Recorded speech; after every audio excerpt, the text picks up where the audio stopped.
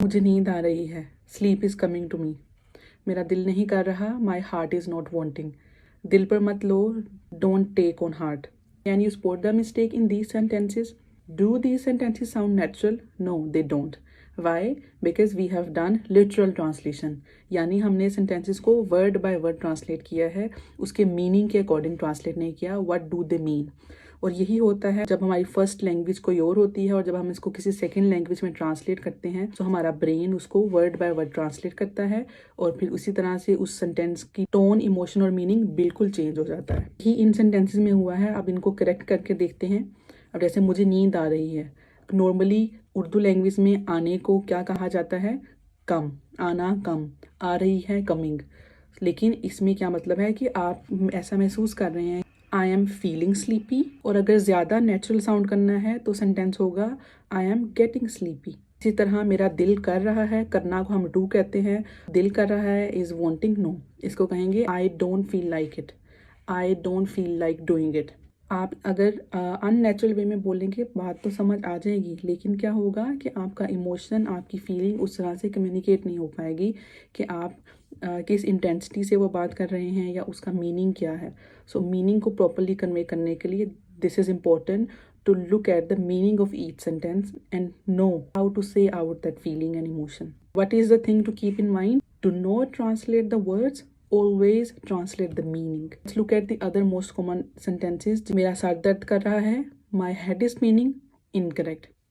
I have a headache or my head hurts. आप किसी से फ़ोन पर बात कर रहे हैं और आपने कहा लाइन कट गई, the line was cut, no, that is incorrect. आप कहेंगे द कॉल ड्रॉप्ड और we got disconnected, both are correct. मुझे काम है, I have one work, no, that is incorrect. I have something to do, natural way में आप कह सकते हैं I need to get something done.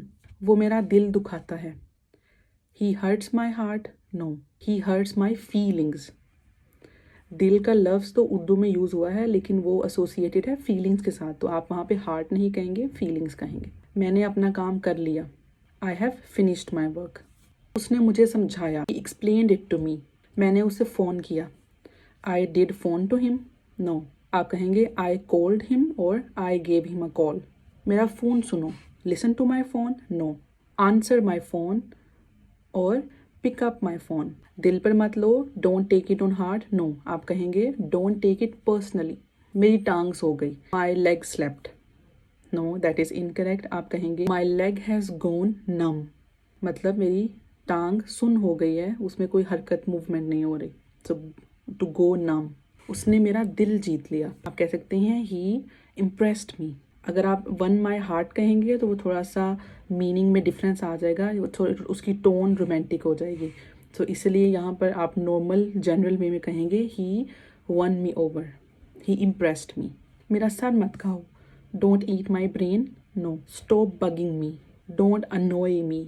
मेरा मुंह मत खुलवाओ, don't make me open my mouth, no. आप कहेंगे don't make me say it और डोंट गेट मी स्टार्टेड। सिर्फ वर्ड्स को ही नहीं देखना कि वर्ड्स ठीक हैं, ग्रामर ठीक है, एक्सप्रेशन को भी देखना है। इंग्लिश बोलने के लिए सिर्फ ग्रामर की ज़रूरत ही नहीं है, हमें नेचुरल एक्सप्रेशंस और हमें कोलोकेशन, इन सब चीज़ों का भी ख्याल रखना पड़ता है। आप जब सेंटेंस बोलें तो उसको बोलने से क्या फीलिंग क्रिएट होगी, दैट इज़ मोर इम्पोर्टेंट। वो रूड, फ्रेंडली, पोलाइट, प्रोफेशनल इसी वजह से लगता है कि आप उसको अच्छी तरह से एक्सप्रेशन के साथ उसको बयान करते हैं। इसी सेंटेंस के एग्जांपल में देख लें, तो मेरे दिल के बहुत करीब हो।